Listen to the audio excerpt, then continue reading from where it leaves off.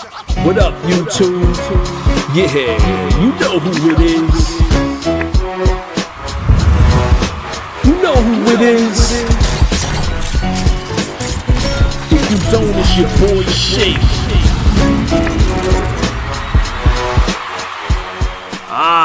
So what up, 2K fans? Shakedown 2012 here, and it's time to kick some of those actual factuals to you about NBA 2K15 and my thoughts on a few things, a few topics, and hopefully I'll get all my thoughts down.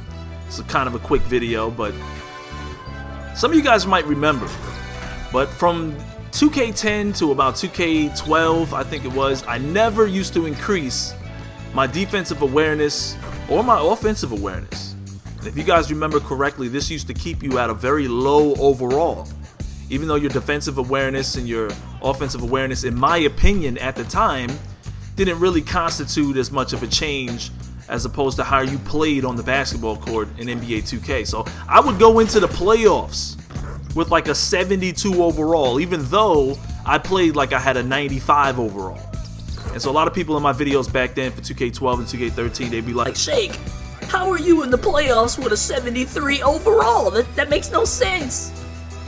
And, you know, they just didn't understand why I used to do that. And the reason was because I take pride in having a low overall and going through that struggle, building up your man legitimately and, you know, going through that time that it takes to do that.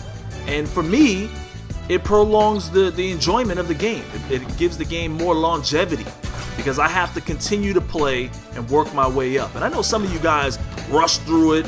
Your man's at a 95 legitimately, you know, but I know there's a lot of guys that came out in the first week with overall 93s, and they used to follow me around on the park, you know, just so they can dunk on me and say and lay claim to doing some work against your boy. And, you know, I thought that was always silly, but what they don't understand is that I actually take pride in also being an underdog because it feels good to win with a low overall, for me at least. I don't know how other people feel, but this is just the way I feel. And so, you know, I don't ever look at anybody. I said this before that, you know, in NBA 2K15, NBA 2K14, since they allow you to buy VC, I don't respect anybody's game because there's no way for me to tell if you bought VC or if you're, you know, naturally just good at the game or that you worked your way up. I can't tell.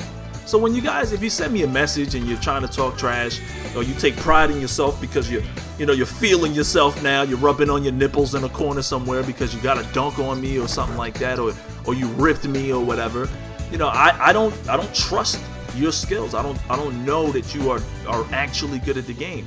Now, what I do like to see from people is legitimate basketball. You know, if you're playing on my team and you're not somebody who's some kind of OP cheeser and, you know, you're using legitimate tactics, that's what I like to see. Although I did do a video recently talking about how everyone's a cheese ball and, you know, pretty much everybody's, you know, exploiting the game, and you just have to deal with it. It's the nature of the multiplayer experience right now, and this is not the gamer's fault. You know, I have to look at the 2K dev team and say, hey, unless you're actually playing multiplayer on a daily basis, if you're putting in 100 games at least in the first month, you don't know what is actually happening in that environment. And so, you know, in a lot of ways, I challenge the development team to play their own game. You know, see what's really going on. I've been playing 2K since 2K came out in the year 2000. And they had Allen Iverson on a few covers. And so I don't really feel like my skills have diminished or anything. So, you know, if anything, if somebody's better than me over the game, doesn't mean that I'm better because I've been playing it for so long. And, you know, obviously the controls have changed, and if you devote more time to it than I do, you're going to learn how to play the game better than me. There's so many people that are better than I am. I don't claim to be the best at the game or even really great at the game. I just like playing basketball, and I have fun posting videos. And so just try not to, you know, impress yourself if you get one over the underdog Shakedown, who's a overall 84. This gameplay, I think I'm an overall 82 or 83. This is very old gameplay, but I wanted to showcase some passing and showcase some teamwork. A lot of you guys ask me, why don't I play my team? And I said this in last year's game, and I know that this year's game's a little bit different, but it's a money-driven mode. It really is. It's designed around you spending more money, or the luck of the draw, and investing into something like that. I don't really get any appeal. I don't really appeal to those kinds of games, any microtransactions or anything that leads in that direction. I don't appeal to it. And more than likely, you're probably not going to see me play my team mode. You'll probably see me play my career and a whole lot of multiplayer. You'll see me play 5v5 most likely, because I think that's more legit in my opinion. Look at his spin move. I get around this guy, he reaches and everything, and he's much bigger than I am too. There's a lot of big point guards out there, and I try to adhere to, I try to relate to the guys in the urban community. I grew up in the urban community where we didn't have extra money laying around. I grew up on food stamps and free lunch. My mama would kick my ass if I spent extra money on a game that she spent $60 on, so it would be crazy if I did that. And I know that we're living in different times now, and so it's a little bit different now. People are spending money on video games, extra money. I'm not somebody that's going to do that on a regular basis, even if it's 2K. If I'm going to spend extra money, I don't even spend extra money on gear. If anything, I earn the VC at the stage, and I spend that on the gear.